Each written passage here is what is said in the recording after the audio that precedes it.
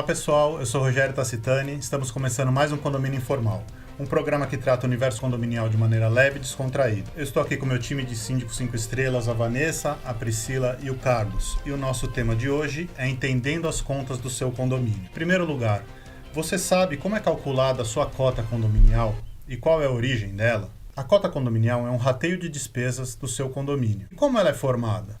Ela é composta pelas contas ordinárias, que são as despesas necessárias para que o seu condomínio funcione. Também tem as contas extraordinárias, que são aprovadas em assembleia, como obras ou outras coisas quaisquer que sejam deliberadas. Tem o fundo de reservas, que pode ser imposto pela convenção ou determinado em assembleia. Isso precisa ser verificado caso a caso. Essa é uma primeira conceituação básica para que todo mundo possa entender como se constitui. Agora a gente vai aprofundar melhor essas explicações. Vamos lá, time. Eu acho que tem que ficar bem claro que não é o saldo do condomínio que é o que vale, né?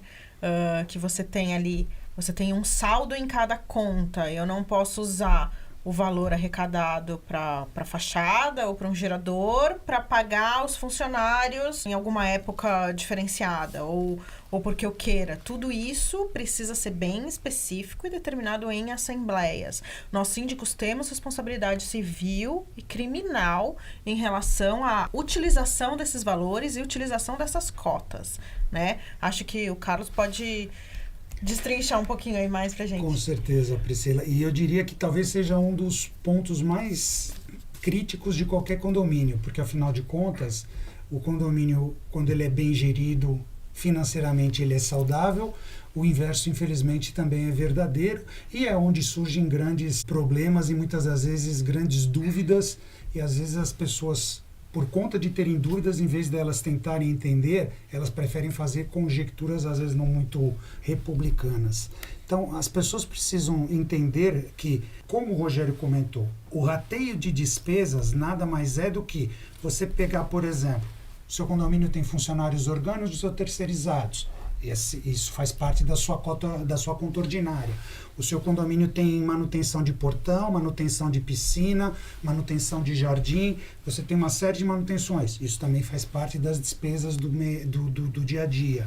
O seu condomínio tem contas de água, de luz, de gás. Então, todas essas despesas que são constituídas como a conta ordinária é que efetivamente você soma aquele valor e você vai depois dividir aquilo pelo número de apartamentos de cada condomínio. É basicamente esse o conceito do cálculo da cota condominial. Obviamente existe uma série de outras contas que eu acho que a Vanessa pode explanar, como o fundo de reserva, as contas extraordinárias, que também precisam ser levadas em consideração de acordo com a realidade de cada condomínio. Só uma parte aqui, Carlos.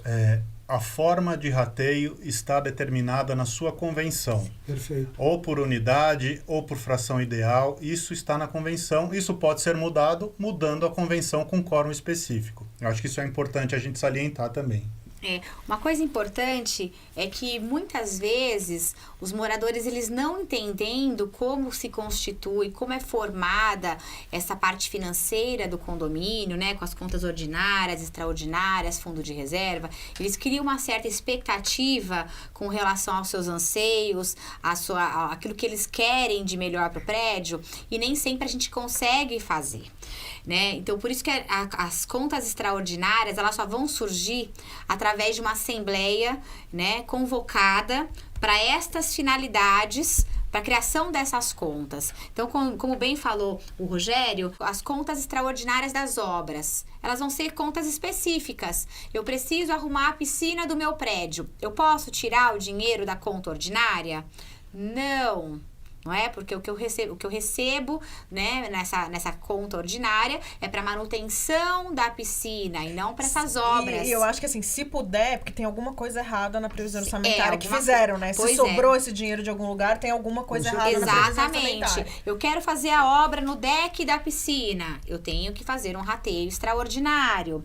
Eu estou com problema de infiltração nas garagens e aí é uma obra que vai demandar muito tempo e dinheiro. Da onde eu vou tirar esse dinheiro? Vou ter que convocar uma assembleia para fazer esse rateio dessa conta uma extraordinária. Pergunta de leigo, Vanessa. Eu posso pegar o rateio da piscina que está superavitário e usar na obra do elevador? Não, então eu não posso, né? Porque as contas são contas específicas, com a destinação também específica. O síndico, ele não pode fazer essa mudança de destinação. No entanto, ele pode convocar uma assembleia para fazer a alteração disso. Porque, até a gente falou num programa, um dos programas anteriores, a massa condominial, ela que tem o poder de deliberar aquilo que foi aprovado por ela. Não é? Uma nova assembleia pode ser convocada para mudança dessa destinação. No entanto, o síndico ele não tem essa legitimidade para isso. Não é? Agora, em contrapartida, se eu tenho uma obra emergencial, eu posso utilizar o fundo de reservas e depois eu convoco uma assembleia para efetivamente ratificar, não é, aquela decisão. Ou ratear. Eu acho ou você ratear, ratifica ou você rateia. É simples. Os moradores, eles não gostam muito da palavra rateio. Por que eu percebo isso? Eles não querem pagar nada mais do que aquilo. Principalmente apartamentos novos, empreendimentos novos. Porque o corretor, já começa errado, né? O corretor disse a mim que eu comprando apartamento, eu vou pagar 500 conto por mês. Exato. Aí eu falo, olha, ele falou isso, peça pra ele pagar a diferença, então, do seu condomínio, já que é 1.500. Então, assim, converse então com o corretor e peça para ele pagar a diferença. Então, assim, o síndico, ele não faz milagres. Ele faz boa gestão, bom uso do seu dinheiro. O síndico profissional eficiente, ele faz bom uso do dinheiro do condômino. No entanto, ele não pode fazer milagres. Não tem como a gente fugir dos rateios. Não é? Até porque os condomínios, eles vão criando uma vida, as obras vão precisar ser feitas, né? A gente faz uma prevenção para evitar a correção. No entanto, tem obras que necessariamente vão ter que acontecer. E tem todo um estudo de manutenção preventiva. A gente tem até uma NR aí que só trata disso, que aí seria assunto de um outro programa. Mas que você precisa, sim, seguir e precisa fazer. Então, assim, não adianta. Se você não investe no seu carro, se você não conserta o seu carro, uma hora ele vai cair aos pedaços. E a gente aqui tá cuidando de patrimônio também. A gente já viu condomínio que tem ali uma possibilidade do apartamento valer R$1 milhão e que vale 600, porque o condomínio em si tá deteriorado, acabado.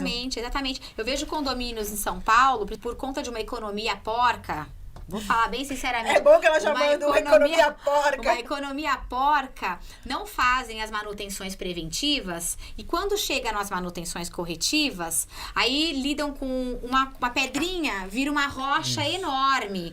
E é claro que o barato vai sair caro, não é? Sim. Quem não faz manutenção preventiva corretamente vai ter problema nas manutenções para correção.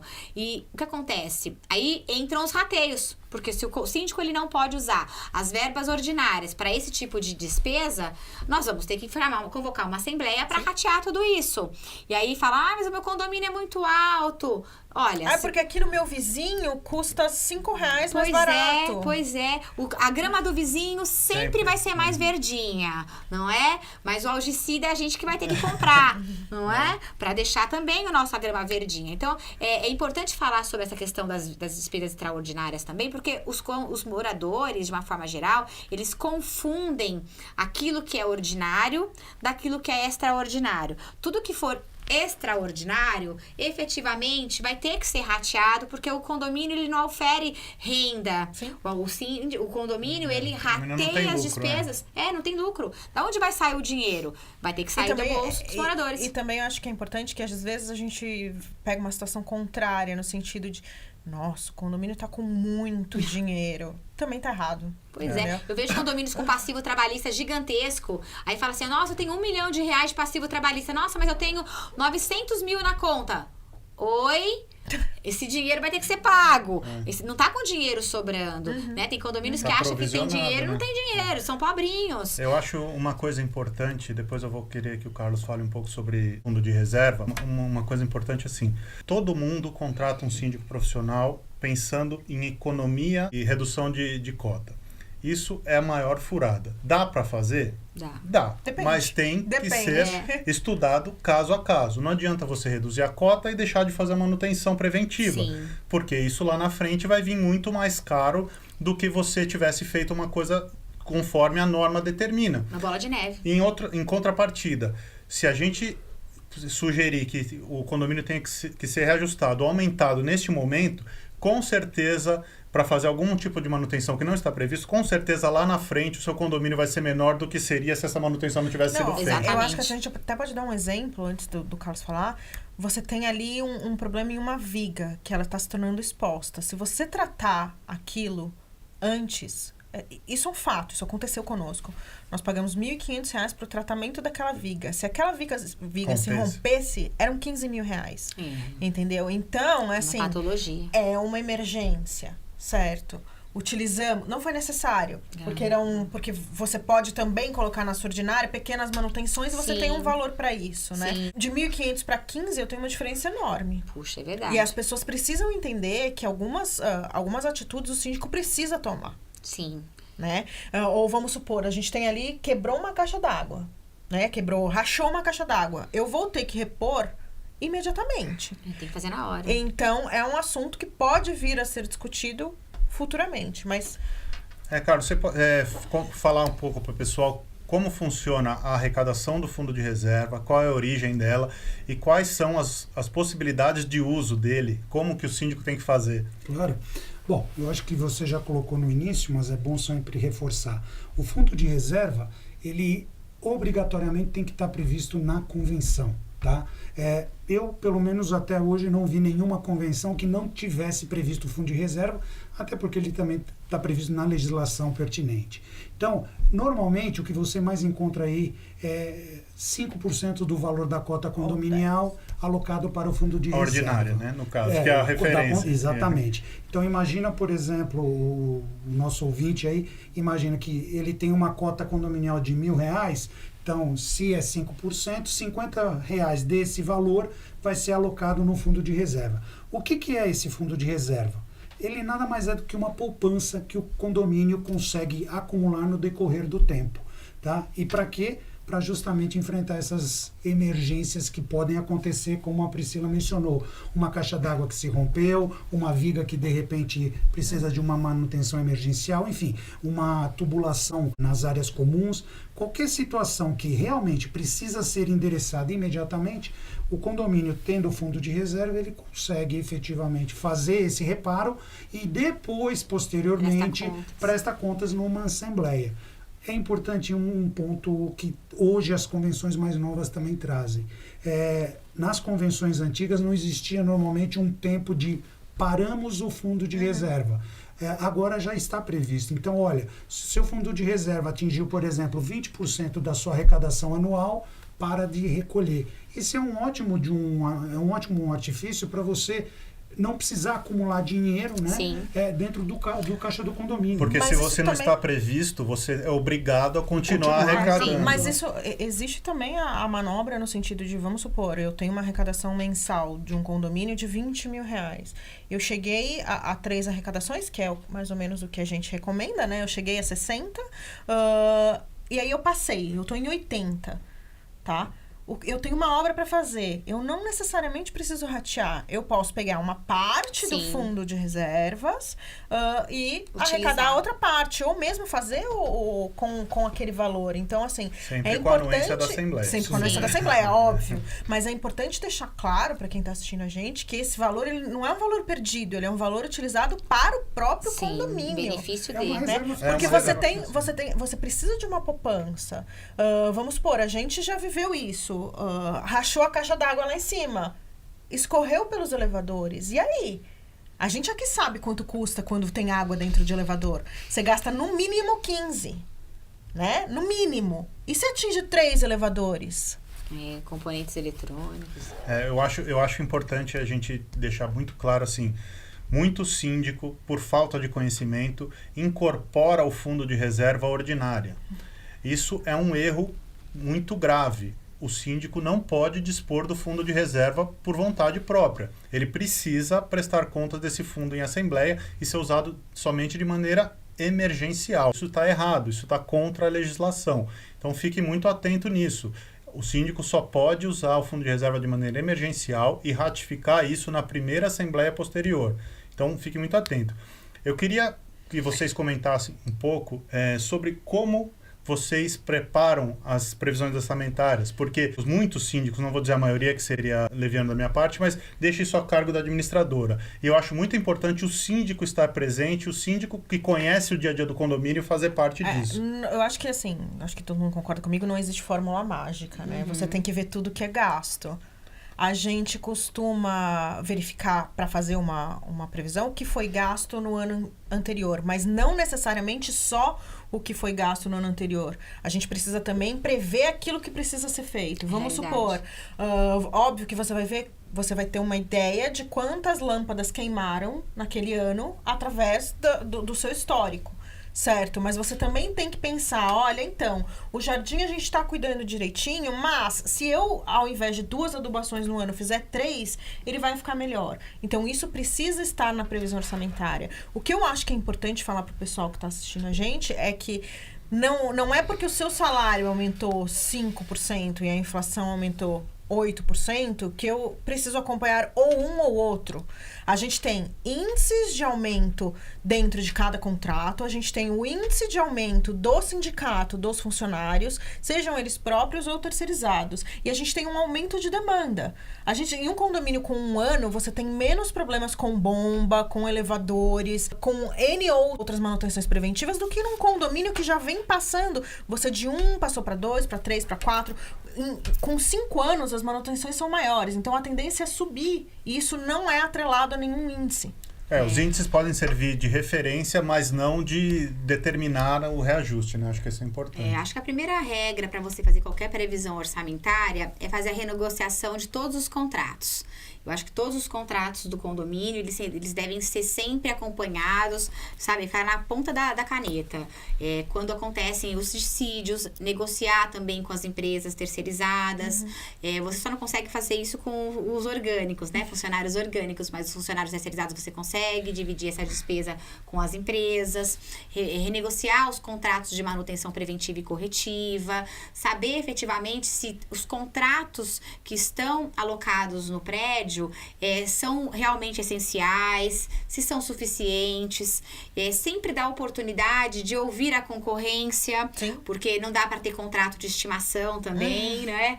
Aqueles contratos que você fala, não, esse contrato ninguém tira. Não, dá para sim ouvir o que está acontecendo no mercado. Então, essa parte da previsão orçamentária, eu acho que é uma das partes mais importantes para começar realmente o ano fiscal contábil do condomínio, para saber se aquelas despesas vão ser cobradas dos moradores de forma correta, de forma transparente, de forma coesa, para os moradores entenderem que, puxa, eu estou pagando essa cota, mas sabe, foi feito um trabalho por detrás de tudo isso, que foi pensando neles, porque nenhum síndico é maluco de chegar e falar assim, pelo menos eu penso dessa forma, né, os síndicos mais conscientes, eficientes, de fazer as coisas de forma aleatória.